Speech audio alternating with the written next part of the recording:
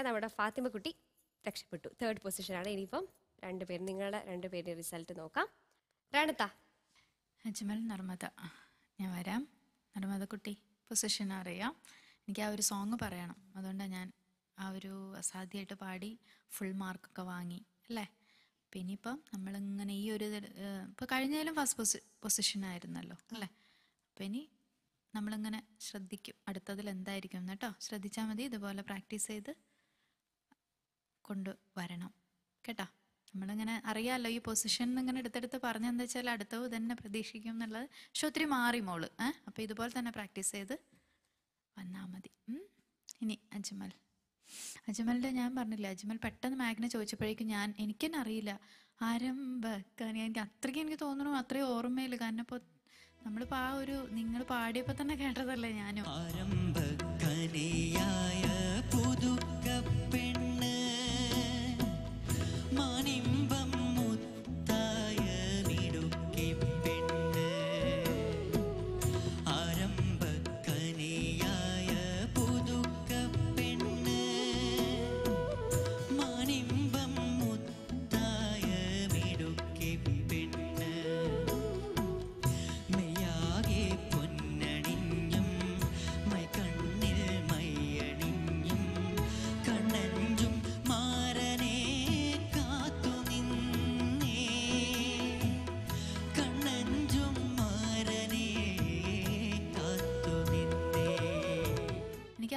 നടേശൻ സാറിൻ്റെ ആ ട്യൂൺ എനിക്ക് ഇഷ്ടമായി. കാരണം ഒത്തിരി സംഗതികളുണ്ടെങ്കിലും അജ്മലും അത് ഒതുക്കി നന്നായിട്ട് തന്നെ ആ പാട്ട് പാടി. പക്ഷെ സമാനിൻ നമ്മളെ എന്താ പറയുക, അജ്മൽ ആ കുറുമ്പൊക്കെ ഒന്ന് മാറ്റി വെച്ച് ഞാൻ വീണ്ടും ഈ ഒരു പേരിലോട്ട് തന്നെ വരും. അത് സാറില്ല, ഈ ഒരു പ്രോഗ്രാം കഴിയണവരെയും ഞാൻ കുറുമ്പ് പറയും കേട്ടോ, കുഴപ്പമൊന്നുമില്ല.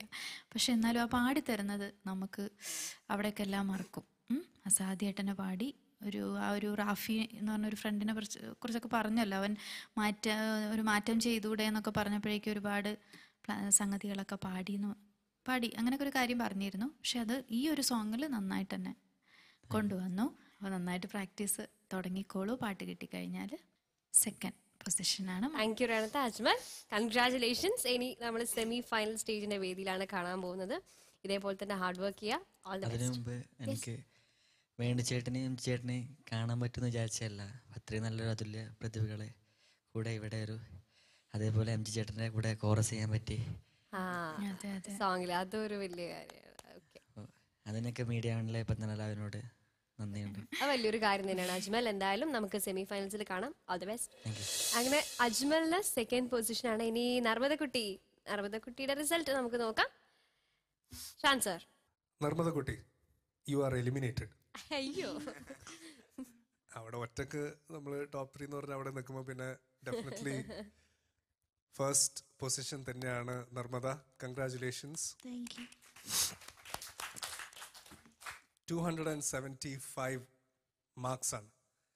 സാധാരണ രീതിയിൽ എന്താ പറയുക, ഫസ്റ്റും സെക്കൻഡും തമ്മിൽ ഒന്നിൽ അരമാർക്ക് അല്ലെങ്കിൽ ഒരു മാർക്ക് മാക്സിമം പോയി കഴിഞ്ഞാൽ 1.5 മാർക്കിൻ്റെ വ്യത്യാസമാണ് സാധാരണ ഇതുവരെ കണ്ടുവന്നിട്ടുള്ളത്.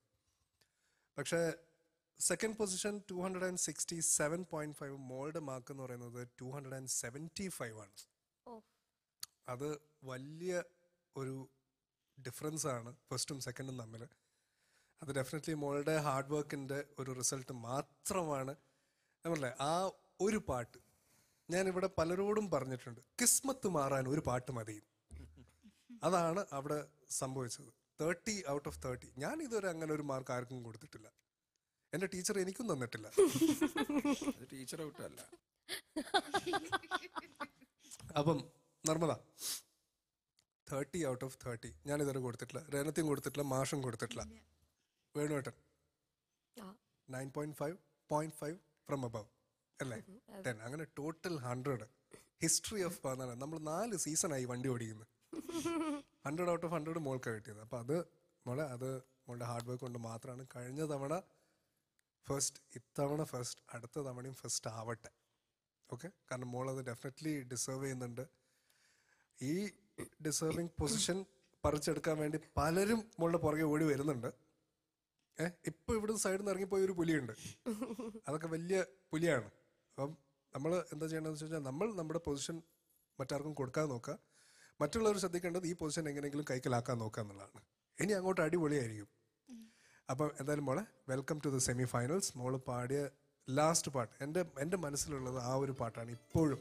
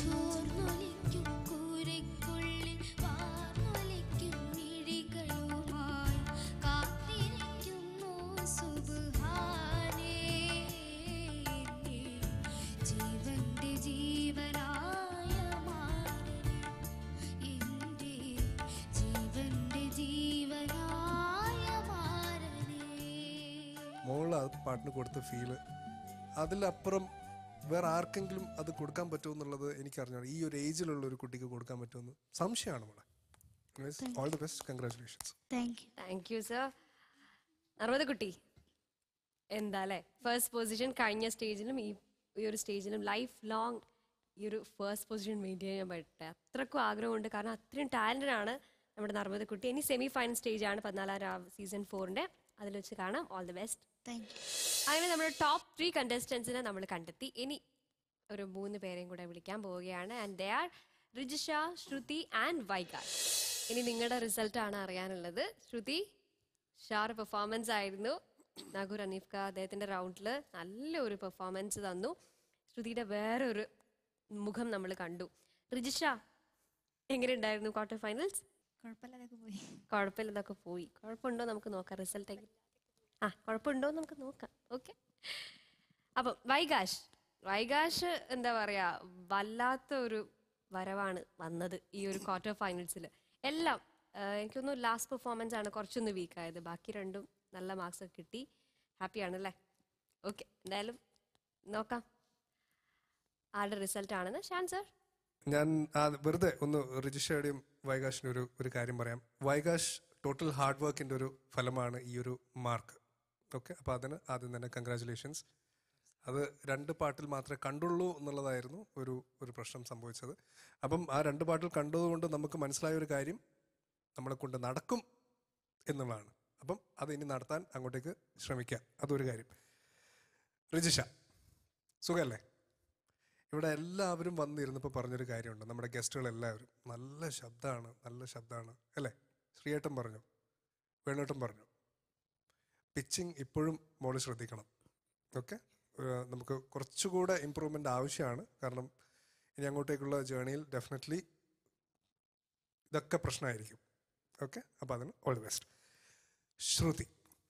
ശ്രുതിയുടെ അടുത്തേക്കാണ് ഞാൻ വരുന്നത്. ശ്രുതി, പറയാനുള്ള കാര്യം, ഇത്തവണ രക്ഷിച്ചത് നാഗൂർ അനീഫ്കയാണ്. അല്ലെങ്കിൽ കാര്യം പോക്കായിരുന്നു. അതാണ് സത്യം.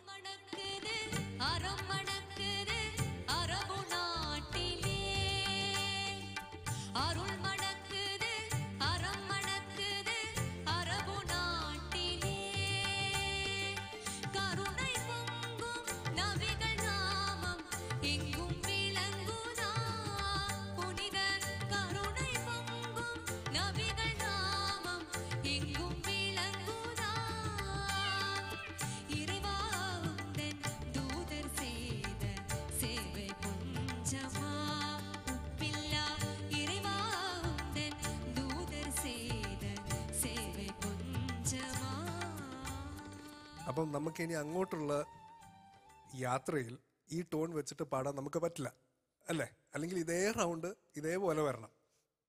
അത് പ്രാക്ടിക്കലാണെന്ന് എനിക്ക് തോന്നുന്നില്ല.